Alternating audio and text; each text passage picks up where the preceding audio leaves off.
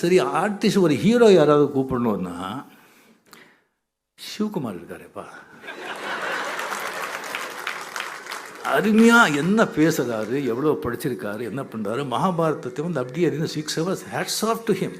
இந்த ஏஜில் வந்து கண்டினியூஸாக அதே குரல் பற்றி எதை பற்றி அவரே கூப்பிட்டுருக்கலாமே. அது வேண்டாம். சரி, கமல்ஹாசன் எவ்வளோ அறிவாளி, எவ்வளோ படிச்சிருக்காரு, அவரே கூப்பிட்டுருக்கலாமே. அதெல்லாம் விட்டுட்டு இன்னும் 75 வயசுலேயும் கூலிங் கிளாஸ் போட்டு ஸ்லோ மோஷன்லேயே நடந்து வர இந்த ஆள் வந்து